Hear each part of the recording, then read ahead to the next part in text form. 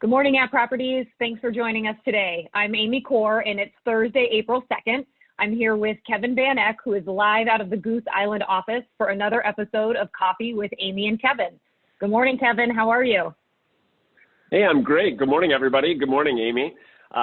Today we have an exciting topic. You know, over the last 3 weeks, we've kind of gone through this process of understanding and trying to understand what's happening, then into seeing what the government is doing, and in this lockdown, sort of coming to terms with what reality is for the time being. And now we're in a position where really we understand most of what's happening. Things are changing daily. We still understand that, but it really is time to focus on our business. And as Amy and I and our managing brokers have been talking with brokers, there are really 3 different types of brokers we've seen. And we know that when situations happen or in different scenarios, everyone has a different reaction. Everyone acts or feels or behaves differently. And these 3 different types of brokers that we're seeing range all the way from, paralysis, where someone might be thrown completely out of the loop, where they almost can't move forward because of uncertainty. We have the middle group, and they're doing some things, they're reaching out to their database maybe a little bit, but because of the changes, the habits that they had created or the lack of habits have really not helped them move forward. And then we have the group that is grabbing the bull by the horns. Those are the people that have taken the opportunity to set up systems or habits. And so that's our topic for today.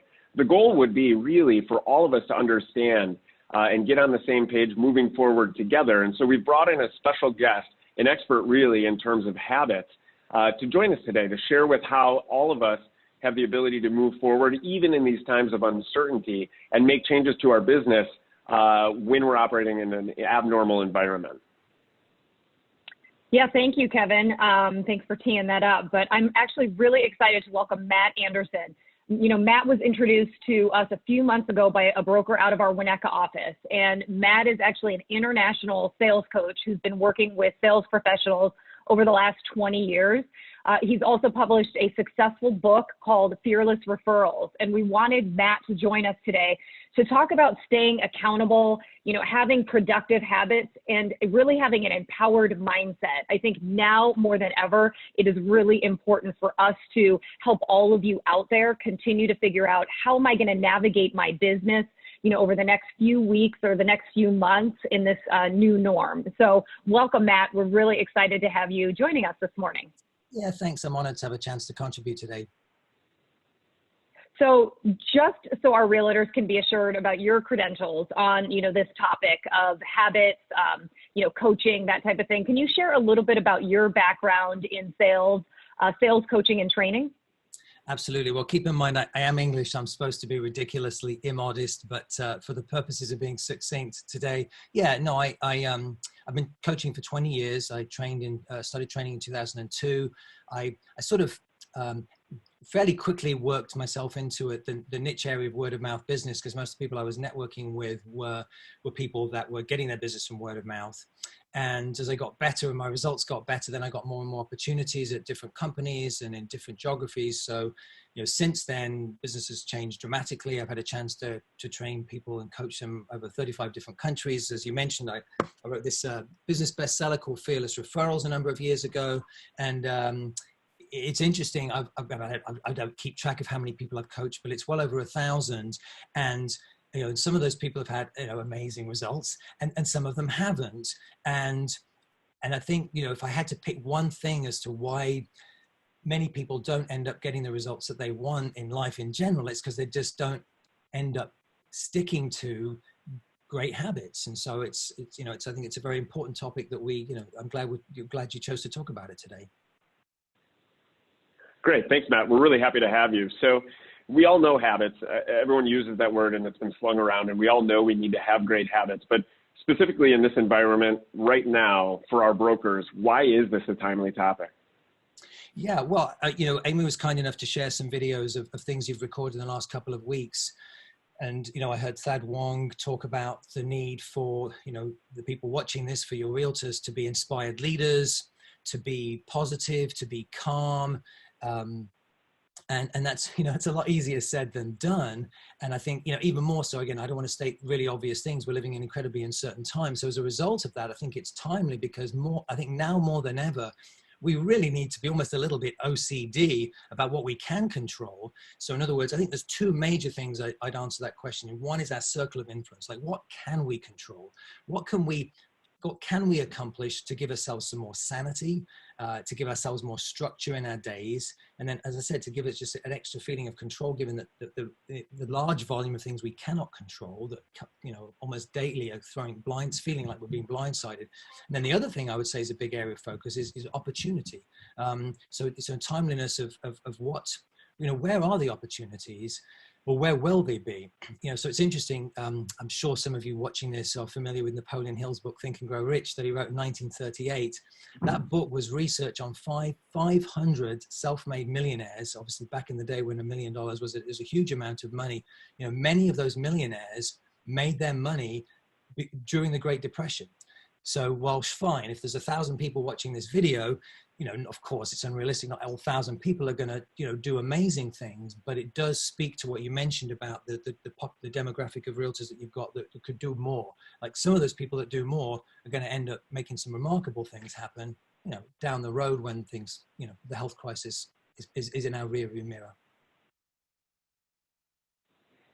Yeah, so it's interesting that you say that, Matt, because, you know, I think even in 2008, we had so many agents who experienced, you know, a challenging market. And we saw a number of brokers who I think really focused on opportunity, I think controlling some of the things that they could control in the environment that they were in, but also really just having laser focus in moving their business forward. We saw some people really take off in a really challenging time for so many brokers. So I know we're talking about habits, but I know you and I have had conversations about what we like to call or define as micro habits.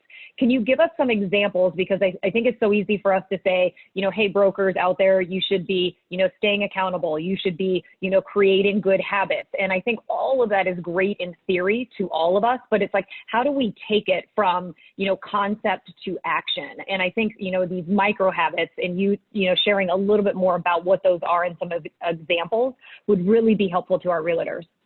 Absolutely. And I do want to be as practical as possible. So micro habits are what they sound like, you know, small incremental changes that we do repeatedly with the notion that if you do them long enough, really great things will happen. And just to give you a simple health example, I mean, if I do 100 sit-ups or air squats today and tomorrow, you know, big deal. But if I do them every day for 3 months, I'm going to see and feel a difference. And then it's obviously, for the purposes of today, it's about applying that to our business. So what are those actions that, again, that aren't a big stretch out of our comfort zone, little bit, but not much, that if we do day in, day out, for the next 46 weeks, really great things will happen. So that's sort of the definition and concept. And then examples, well, first off, I'd start by thinking categories, just sort of, I'll start with the big picture.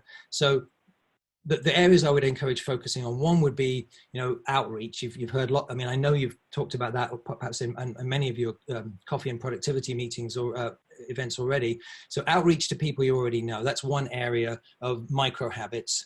Another area would be opportunities. So, and that might be something like just sitting down for 10 minutes and brainstorming about where do I think the opportunities are going to be 3 months, 6 months from now, you know, just using your brain. But as I said, or just picking up on some of the ideas suggested. 2 weeks ago, Thad Wong talked about, you know, if you just spend 4 hours a day, well, I mean, that might be a lot too much for some people, but he'd said if you spend 4 hours a day working on outreach, day in, day out, again, you're going to be in really good shape when things calm down again. So if you can't do 4 hours, you know, pick whatever time you can do, but start there. Or it might be a number of touches. So how many people in your network, like, it could be 10 touches or 15 touches or outreaches per day, but pick a specific target that you can aim for. That's not, again, it's not a crazy stretch, because otherwise you'll get demoralized if you can't do it at all, but something that's achievable. And the point is again, it's incrementally. I know if I do this day in, day out, that's something I can accomplish. And it's applying that to those two areas. But then also, I would say a sort of a planning micro habit. So that might just be take 20 minutes, you know, the night before the next day, and plan that day for when am I going to work on my business? When am I going to get some exercise? When am I going to do stuff with my kids? I mean, I know some of us are responsible for home teaching our kids at the moment. I'm one of them some days, so I get it. But if you plan it, at least it gives you some peace of mind to say, okay, I know between this time of the day and this time of the day and this time of the day, I can get some decent work done. And then the fourth area I would encapsulate as exercise and spiritual habits. And it's funny because I run weekly breakthrough habits groups, or now been doing it for years. And it's interesting that those two areas, along with the outreach, are probably the most popular ones that are giving people more sense of sanity and control. And it's interesting, I'd say meditation, I mean, people that have never meditated their whole lives have started meditating in the last 2 or 3 weeks. But, exercise, things that can, calm us down, reduce our cortisol levels, important. And I would also throw out, she wants some specific examples, and Jenna Radney gave some specific examples in her interview last week about micro habits, but different creative communications, whether it's, she'd used that letter, physical mail, but it could be email, texts. I don't know if anyone's doing webcasts with just sort of good information for people, but sort of more innovative things. She talked about being the resource in the community, knowing what's going on. And I'll throw this out there because I 2 ideas that I don't know have been brought up yet. I have a financial advisor in one of my groups, and this sounds a bit cold and callous, but he is building stronger relationships with a number of family lawyers that he knows, because he's expecting that they're going to be dealing with more divorces in the not too distant future, and he wants to be their go-to resource for wealth management. Well, obviously people watching this can be go-to resources for real estate, and that's just one example of a professional. But what other professionals in your network could be that person? And I also want to say something about the spiritual world, because I've heard nothing about that in the media, and yet I think now more than ever that's important. And what I mean by that from an opportunity standpoint is maybe that's something to focus on. All the houses of worship are doing, or as far as I know anyway, doing virtual things. Maybe you can be a resource in that area, because people need that nurturing element as well. Fad used that word, we need to be nurturing and informative. So those are just a few examples, but picking not many, right? Because some of us are all over the place with different new part-time jobs, like with our kids, but 1 or 2 micro habits with those areas that you can build on. And obviously you can always adapt. It's going to be a messy process. Don't try to be perfect. Don't beat yourself up because you fail on certain days. We all do, and especially now. But those are some examples, I think, of and areas to focus on. Got it. Thank you, Matt. I think this actually reminds me, when we're talking about micro habits and small changes, reminds me of a book by Admiral McRaven, and it's called Make Your Bed. And how this very first thing you do in the morning is making your bed. And I think that's interesting for us as brokers, because we're always in other people's homes and we see people's unmade beds when we go in to show it. But for us, if you could start with that win in the morning and that small micro habit, something you do, pretty soon after a couple of weeks, if you don't make your bed, you feel guilty. You will continue to do it. So with that, though, you mentioned earlier, and you mentioned it just now, in terms of mindset, how important mindset is. So for that, how do you incorporate mindset into these micro habits and habits that you're talking about? Well, so Kevin, I think you'd said there was going to be a link attached to this video of a habit tracker that I've adapted from numerous, best-selling authors and people that have been, working in the personal development world for a long time. So if you're looking at that, that certainly would help with our conversation moving forward in terms of mindset. But first off, I would start out by talking about New Year's resolutions, right? Because everybody's familiar with the topic. Most people are aware that the gym is hard. It's a hard place to park, find a parking spot those first 3 weeks in January. And so where I'm going with this is, there's many people at the beginning of the year, all of us are guilty of this, right? We start with the best intentions, there's things we want to do. So we might even start with, based on what we've just talked about, we might start out with the right micro habits. But the main reason people fail often pretty quickly to persevere with that is the mindset piece, is that they've got hardwired limiting beliefs and mindsets that get in the way. So, even if I stay on the health topic, if I don't see myself as a healthy person, if I've typically been fairly out of shape most of my life, despite my best intentions and some good micro habits, if my brain doesn't buy in, it's not going to work. So that's a missing piece in a lot of this information. So it's not just about doing, I would say for about 98% of people. Okay, there's always exceptions of people that if they just keep doing the right things, somehow their brain just keeps shifting and taking them in the right direction and they become big time producers. But for most people, stuff inside our brain gets in our way. So what do we do about that? And it's funny because Jenna Radney also referenced this in a slightly different way, but at least 3 times she made this comment. You've got to figure out who you want to be.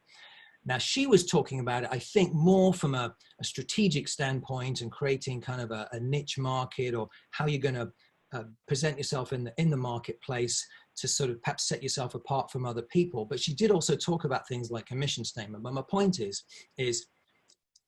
to keep it simple, ask yourself right now, what are my 2 biggest pain points?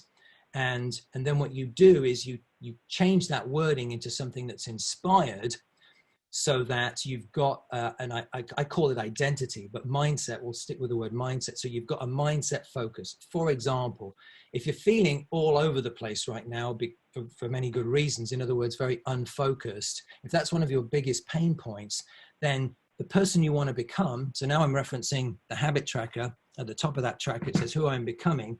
So it sounds to me like the person you need to become is someone who is increasingly focused.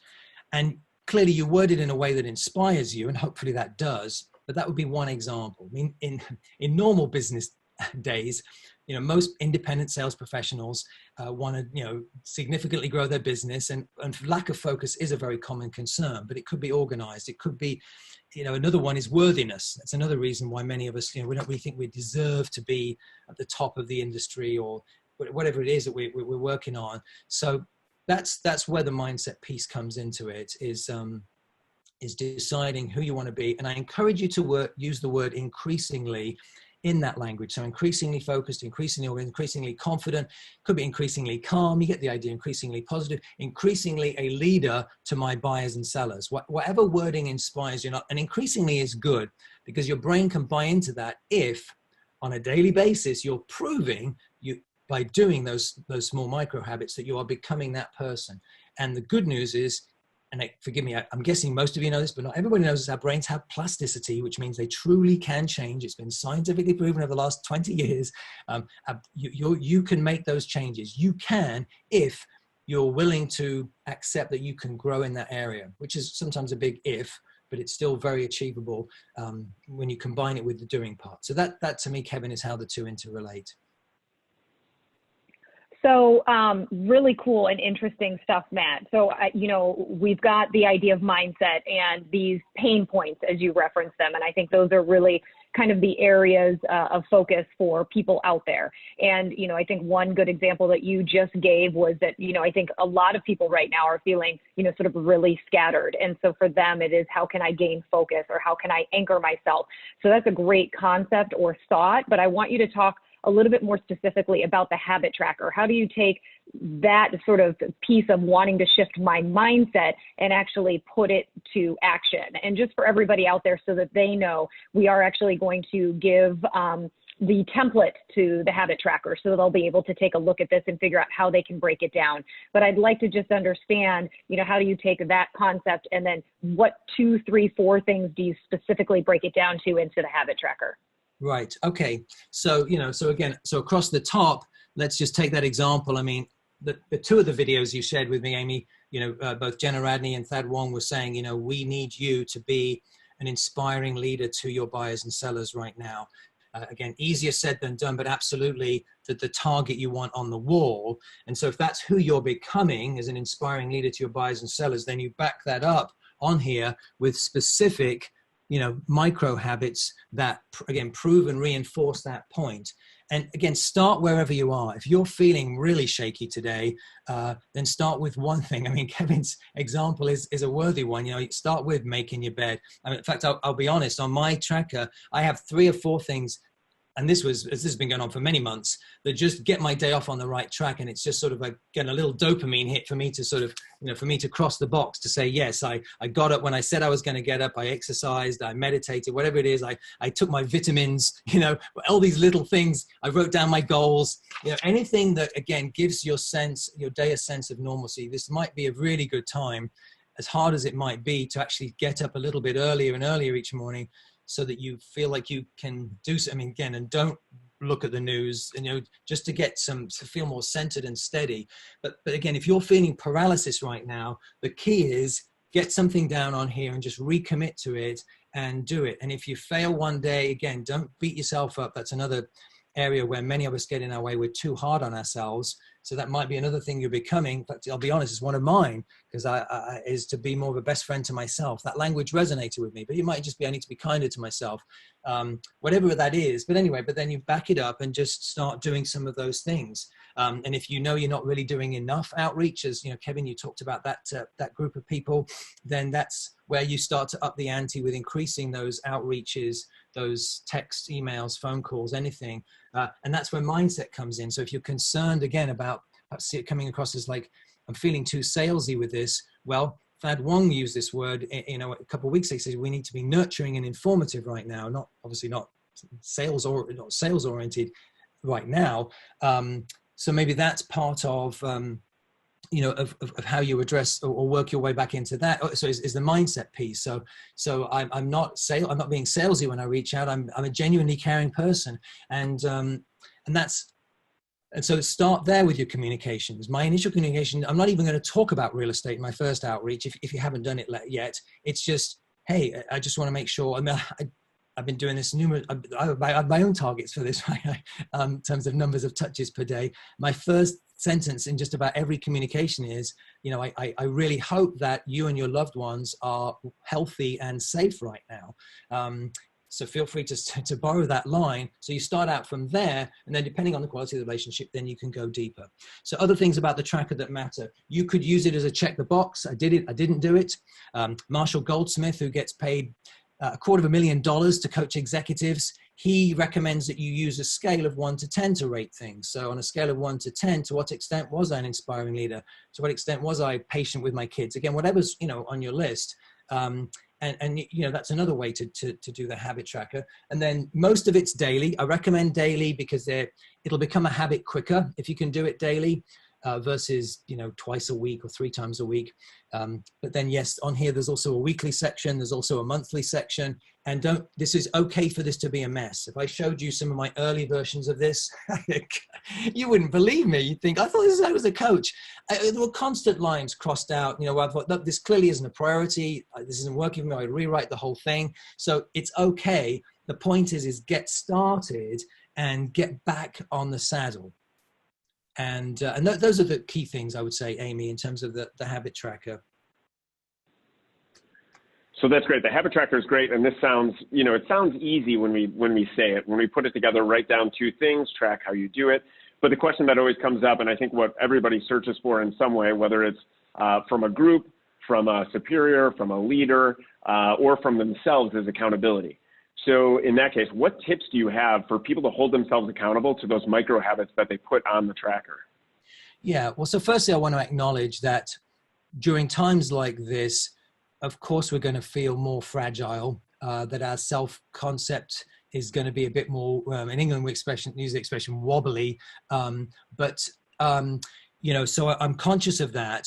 But it's the reason most people avoid accountability, I think, is we're afraid to look bad in front of others, and we're afraid to fail in front of others.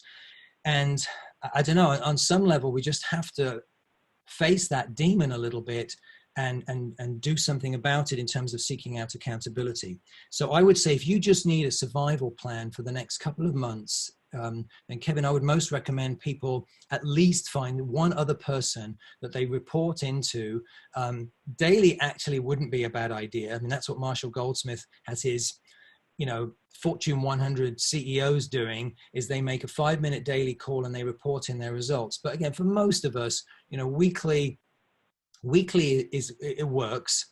because it's short enough of a time frame where we're conscious that, okay, next Monday, next Tuesday, I'm going to be talking to Kevin, and he's going to be asking me whether I did A, B, C. The keys are that it can't be someone that's a shoulder to cry on. It needs to be someone that you don't want to fail in front of. There has to be some level where your relationship isn't so comfortable that you can't put that hat on and make sure the person did it. That's the most important thing right now. Sure, long term, I think groups are the way to go. Firstly, I'll say, too many people, most of us think we can do it ourselves. Not true. 2% of people maybe, but most of us, we live in this culture of do-it-yourselfers. I'm conscious that all the realtors at our properties, myself, we're self-employed. So we think we can, we chose to work for ourselves for a reason. So which is a bit of a red flag if you really want to get out of your own way and grow to go significant places. So now is a time to be a bit more humble, to ask for help. So I don't try and do this on your own. At least get one person to support you. But longer term, the best scenario is a group, because you can't fool a group for very long. Someone picks up. You can. One-on-one relationships got to get comfortable after a while. So I think short term, great. Long term, I don't think it's the best solution most of the time. Best scenario is a group, because not a group that's going to shame you for not doing it. Not at all. It supports you. And in fact, it's great because you see other people struggling too, and that will boost your confidence and realize, okay, I'm not alone here. That's why we're having this conversation. You are not alone. I'm having these challenges too. I could take 5 minutes to tell you what's going on in my own household. We all have our challenges, no question. And so my habit tracker is much messier than usual too. I've got more gaps than usual. That's not the point. The point is keep your head focused, eyes on the prize, and then do the best that you can, and at least have that track to run on, so that on the day when you fall off, you know exactly what you need to do tomorrow. And with the accountability, Kevin, you've got that call coming up, 3, 4, 5 days from now to report back. Not for the sob story, but just to get back on track, or knowing, okay, I've got 3 more days, I can get back on track and rebuild my self-respect, which I feel like I've lost a little bit right now. So really great points, Matt. I've listened to obviously all of this, and, I think the biggest thing too is the idea of it can be messy. It can not be perfect. And the idea is just to try to keep some level of consistency moving forward, recognizing and giving yourself a break that you might have an off day, but it doesn't mean you can't get right back on track the next day to try to continue with some of these habits that you're focusing on moving forward. And I think also the importance of really holding yourself accountable, even if it's just with one other person, and, let us know, what you need out there too, if we can collaborate with your managing brokers and help you get connected with the right person to stay accountable. So Matt, any other final practical tips to being more successful at tracking, habits before we wrap up? Yeah, thanks, Amy. I'd say 3 things. The first one is avoiding bad habits. At times like this, it's even easier, much easier to fall back into bad habits. And I mean, the most common ones are going to be overeating and drinking a little bit too much. But you can even put that on your habit tracker. And if you don't want anyone to know what it means, then you can word it cryptically. But I mean, we all have our flaws, and now is a dangerous time in the sense of, we could go off in a negative direction. And of course, the same is true for our business habits, which is why we're having this conversation. So avoid bad habits. And then the second thing I'd say is more of an informational piece, but our self-discipline wanes as the day goes on. So I would say when you're planning your day, try to do the bigger things or the slightly harder things earlier on, because as we know, it's towards the end of the day when we're so much less likely to feel like exercising or reaching out to clients and our network or things like that. So that's the second thing. But the third thing I'd say is just don't give up on this. Like, don't give up on yourself, but most importantly, don't give up on who you want to be. You'll notice at the top of that habit tracker, the very first thing on there, it says, remember the valley of disappointment. And that's something that James Clear talks about in his book, Atomic Habits. But he says it's the main reason, in peace times, in general times, why we don't reach our habits is we just give up before we see the results. Because sometimes these things take a long time, and we don't want to hear that, but that's the reality for many people in many situations. So that's the biggest thing, Amy and Kevin, I really want to emphasize is this is not a time to give up. On the contrary, this is a time to dig a little deeper and and also surround yourself with those, resourceful people that are thinking and tuning into these videos where every day you're feeding ideas and things. Like, that's a big deal. And again, that's something we can control and focus on. So that's the note I would want to finish on. And of course, also thank you for having a chance to talk about a topic that I think is really important. Great. Thank you, Matt. This has been really, really, really informational, inspiring. Your expertise shows. So we really appreciate it, because this is something that we feel, and I know you have seen, can have a huge impact on brokers, their business, but also their personal lives. I think that's the big key too, is that this isn't just about business. These micro habits help improve life in general, whether it's with a spouse, a partner, family, friends. I think each one of these things has an impact far, far greater than what we initially intend, potentially. So thank you for joining us. One thing, at Properties Brokers, we work with Matt. Matt does do group coaching. So one of the things we're going to send out is some information about that. If you are interested, of course, there's no obligation. We're not pushing it. But if you decide that now's the right time to really focus on this, and you do decide that that accountability is something you want, we do have a special rate. We'll put that out along with all the information. But also, with the habit tracker is attached to this email. So as Matt referenced that and how to use that daily, weekly, and monthly, that's attached. So please make sure you have that out and in front of you every day. And then lastly, thanks for joining us. As always, if you have any questions or concerns, send it to @coaching@properties.com. That's atcoaching@atproperties.com. And then also be sure to follow us on Instagram. Maybe you saw a blooper yesterday, but we're going to be posting more information like this that can be helpful in your business as well. So thank you, Matt. Thank you for joining us. Amy, fantastic as always. Thanks, guys. Thank you, Matt, for joining us. And thank you guys out there. Have a great day.